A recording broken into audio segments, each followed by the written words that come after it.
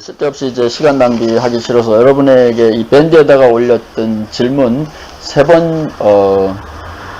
셋째 질문으로 넘어갑니다. 오늘의 신학교육이 뭐가 문제냐? 초, 중, 고.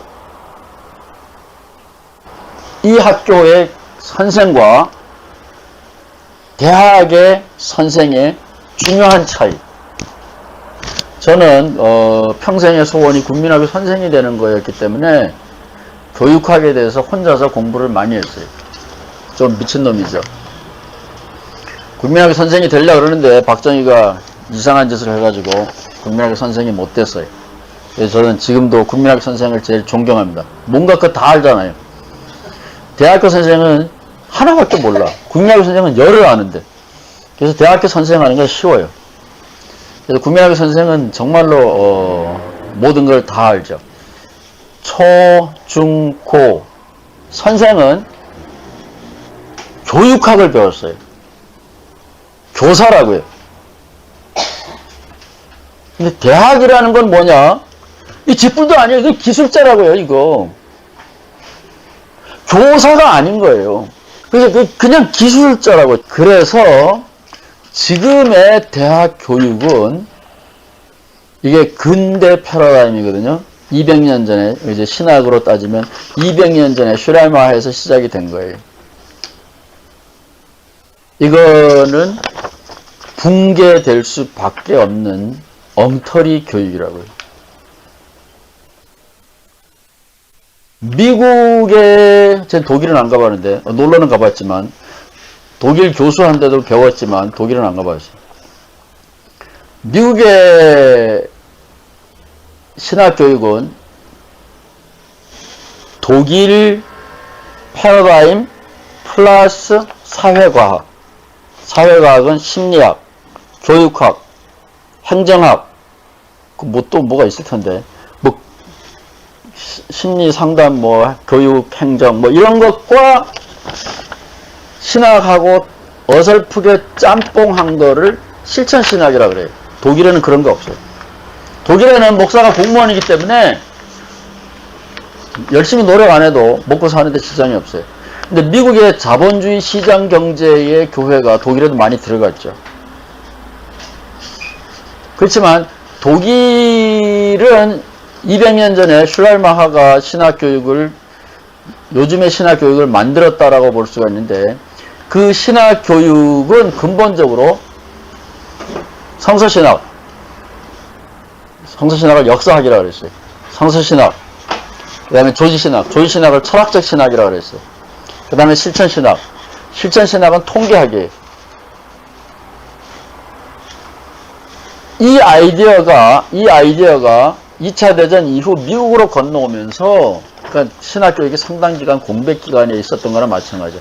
미국으로 건너오면서 1945년, 1960년대 들어오면서 사회과학이 기독교 안에 들어오기 시작한 거예요. 감신의 전설적인 영웅 같은 그 홍현설 박사가 1960년대의 기독교 사상에다가 이렇게 글을 썼어요. 종교 심리학이라는 그 사탄의 학문이 들어왔다고. 상상해 가세요? 내가 하나님의 부르심에 응답해가지고 간절히 기도하고 있는데 이걸 심리학적으로 해석해버려? 이 사탄의 학문이라 그랬다고요. 그게 1960년대 이야기예요. 그런데 얼마 전에 상강학 선생이 은퇴하면서 뭐라고 말했냐면, 목사들아, 공부를 해라. 성서학과 조지신학을 공부해라. 돈벌이에만 그렇게 관심 있나요? 기독교가 뭔지를 알아야 될 거 아니냐. 사회과학이라는 게 보세요. 기독교 교육학을 전공했다. 죄송합니다. 이 기독교 교육학을 전공한 사람이 있다고 쳐요. 이 사람은 성경도 몰라. 교육학도 제대로 몰라. 쥐뿔도 아닌 게 기독교 교육학이라고 가르치는 거예요. 그 감신의 연필행이라는 설교학 교수가 있어요. 웅변술도 몰라. 신학도 몰라. 설교도 못해. 전통적인 기독교와 엉성한 사회과학을 이렇게 엮어 놓은 거예요. 성서학자들이 볼 때는 네가 하는 거는 설교가 아니야. 웅변은 잘하네. 그러나 세속의 웅변가들이 볼 때는 그거는 아니다. 너는 전문가가 아니야. 그 절름발이에요. 이 실천신학이라는 게, 죄송합니다. 내가 실천신학에서 무슨 반감이 있어서 이런 말을 하는 게 아니에요. 지금 우리가 배웠던 신학의 패러다임이라는 게 그런 거다, 이거. 200년 전에 독일에서 시작이 됐는데, 미국에 와서 1960년대 이후에 사회과학이 접목되면서 신학이 완전히 3000% 빠진 거예요. 1960년대라고 하는 거는 특별히 어떤 때냐 하면, 저는 역사는 잘 모르는데, 월남전하고 미국하고 어쩌고저쩌고 하면서 월남에 끌고 가기 위하여 젊은이들을 막 잡아들일 때였어요. 그러니까 이렇게 눈치 봐가지고 군대 가면 안 되겠다. 그래서 신학교 간 사람들이 많다는 거예요. 그래서 1970년대에 보면, 이따 감리교 얘기해요. 왜냐하면 미국에서는 조직적인 데는 감리교밖에 없기 때문에 감리교가 통계 자료가 많아요. 그래서 감독들한테 보스턴에 있는 어느 교회가 감독이 목사를 보내거든요. 파송 목사를 보낼 때 신학을 잘 아는 전문가가 아니고 사람 같은 사람 보내주시오, 이렇게 되는 거예요. 1960년대 군대 안 가기 위해서 많은 사람들이 신학교를 가는 거예요. 그래서 이건 신학이 좋아서 간 게 아니라 도망을 간 거예요. 그러니까 신학교에 가서 라이선스를 받아가지고 오는데 이게 뭐 신앙이 없는 거예요. 이런 것들이 미국의 신학교육이 사회과학하고 접목되고 월남전 후유증 때문에 신앙이 아니라 이 도피처로 기독교인이 되고 뭐 목사가 되고 이러면서 생긴 건데, 그것이 한국에서 그냥 들어온 거예요. 그래서 이게 오늘날에 우리가 배우고 있는 신학교육은 이 밀러 교수가 말하는 대로 안 배워도 별로 교회 가서 불편이 없는 거예요. 신학교를 어디를 나왔든지 간에 여러분이 젊었을 때 본 목사님 흉내를 내는 거지, 신학교에서 뭘 배워가지고 달라지는 건 하나도 없어요. 그러니까 라이선스를 받는 거지, 신학교에서 실제로 뭘 배우는 건 아니에요. LA에서 어떤 놈이 중부지방에 어디로 목회를 하러 갔는데 갑자기 철야 기도를 하라 그러더래요. 교수님, 그 철야 기도를 어떻게 하죠? 그 긴 시간을 어떻게 보내요? 실화입니다, 실화. 상상해 가세요. 신학교에서 그런 건 안 가르쳐주잖아요. 라이선스만 받았지. 어떤 사람은 청년 수련회를 해야 되는데, 아니 며칠을 어떻게 시간을 보내죠? 뒤늦게 나이가 들어서 신학교를 가서 라이선스를 받았는데, 신학교 3년 4년 동안 어떻게 디테일한 거 다 가르쳐줘요. 신학교 안 나온 사람이 목회 더 잘하는 거예요. 어려서부터 교회 다녔으면. 게다가 신학교는 나왔지만 중간에부터 예수를 믿은 거예요. 목사가 마이크 잡고 설교하는 게 근사해가지고 목사는 됐는데, 막상 마이크 딱 주니까 철야기도, 이거 어떻게 밤새우죠? 3박 4일 수련회, 이거 어떻게 보내죠? 그게 현실입니다. 신학교 사람들에게 줄 수 있는 게 별로 없는 거예요. 그래서 이 근대 신학 교육은 슈라이머 하에서부터 시작이 된 건데, 한국에 들어온 거는 미국에서 사회과학을 받아들인 1960년대 패러다임이 한국에 들어와 가지고 지금 설치고 있는 건데, 이 신학 교육은 목회 현장에 가면 못 써먹어요. 그게 무슨 말이냐? 저는 국민학교 때부터 싸움박질을 하는 것을 좋아해요. 저는 주먹이 약하기 때문에 주먹으로 싸우는 거는 한 번도 못 해봤는데 죽기 전에 한번 해보고 싶어요. 근데 교실에서는 논리만 가지고 싸우잖아요. 저는 그래서 교실이 세상에서 제일 아름다운 공간 같아. 그래서 저는 국민학교 때부터 싸웠어요. 전기불을 받지만 우리 집에는 전기불이 없었어요. 전기불 스위치를 껐다 켰다 해본 적이 없어요. 전기는 누군가가 켜면 들어오는 거고 밝고 그런 거고 우리 집에는 등잔불밖에 없었어요.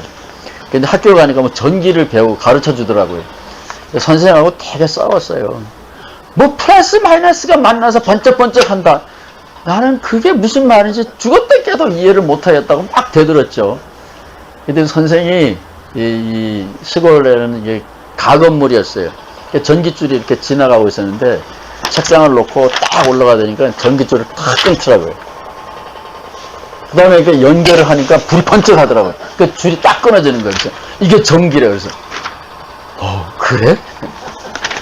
그래서 저는 다른 복은 없어도 선생님들은 정말로 잘 만난 것 같아요. 그래서 저는 늘 그런 생각으로 선생님들이 제일 만만해. 그래서 뭐 중고등학교 때도 그렇고 박사과정 때도 그렇고 선생님들한테 끊임없이 질문을 했고, 그래서 저는 교실에서 제일 많이 배웠고, 예수님도 저는 국민학교 선생님처럼 프라이머리 잡은 선생님이었다고 봐요. 제자들하고 싸우면서. 그래서 저는 이 교회는 종교적이잖아요. 이게 좀 불편해. 하지만 이 교실은 참 좋아요. 그래서 이 교실에서 우리가 싸움박질하면서 논리적으로 옳고 그르고 시비를 걸어야 되는데, 저는 미국에서도